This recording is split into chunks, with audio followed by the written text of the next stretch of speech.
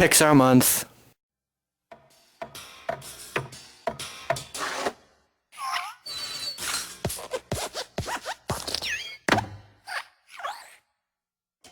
Today on Cinema in Review, we'll be doing a double feature, Cars and Cars 2. Oh, what fun.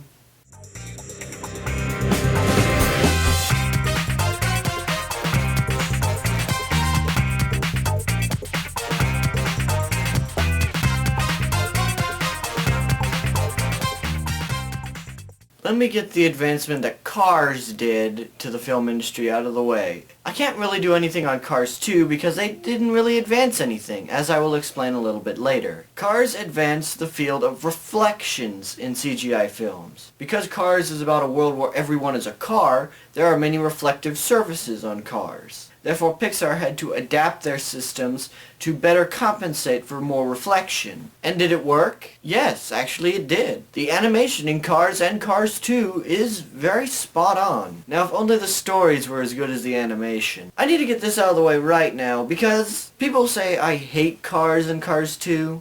I really don't. It's just that in the overall grand scheme of Pixar movies, these are, in my opinion, the two worst. They're fine movies on their own, but just when you compare them to other movies such as WALL-E and Up and The Incredibles, it just doesn't compare. The plot to Cars is essentially about this hot-headed, carefree race car who by accident gets sent into the middle of nowhere Middle America. He meets the people there and eventually comes to understand just how shallow he's being and becomes a better person for it when he returns to the real world. It's a very rehashed story, but it's handled generally well. It's a decent movie. It stands on its own. The characters are generally memorable, like Doc, and actually this was the last voice role for George Carlin. He played Fillmore, the hippie VW, and Fillmore is actually one of my favorite characters. Because that's where I think Cars does succeed. Even if the villain is somewhat melodramatic, most of the characters are unique. Because the villain in Cars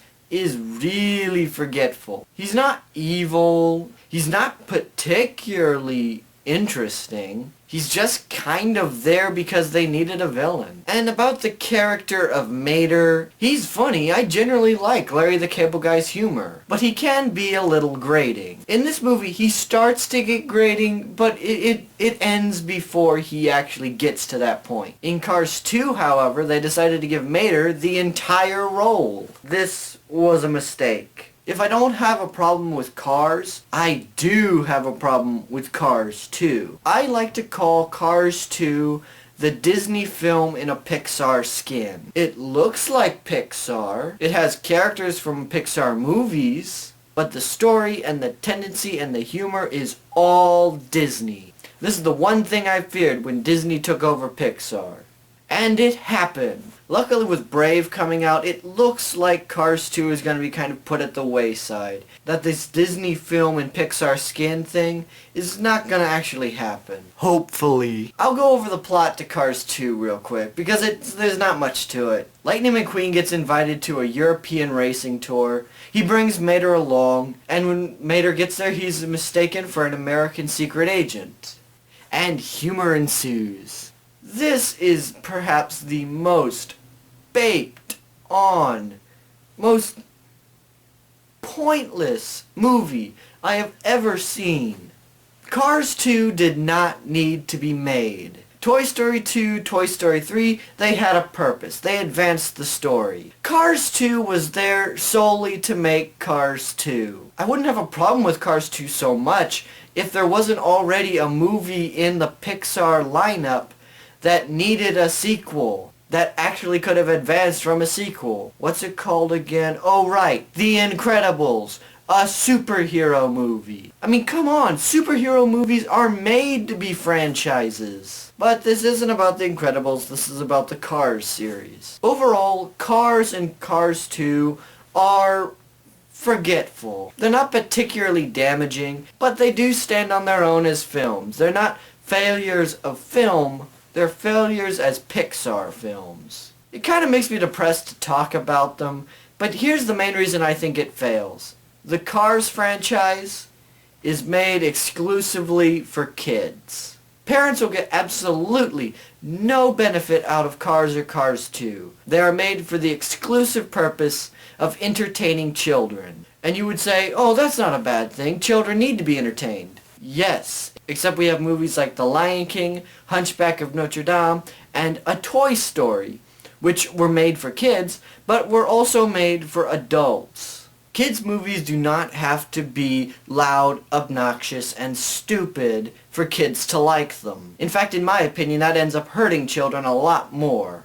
Overall, I have to say that the Cars franchise has to get a low check it out. You should probably see them for your kids' sake, but you really don't need to. There's nothing in them that's unique or interesting.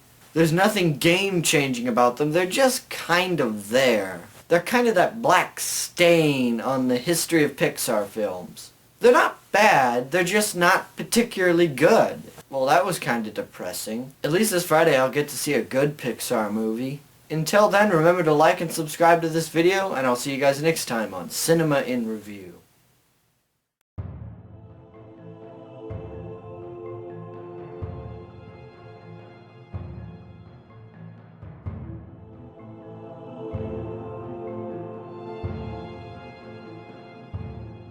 My lord, you summoned me?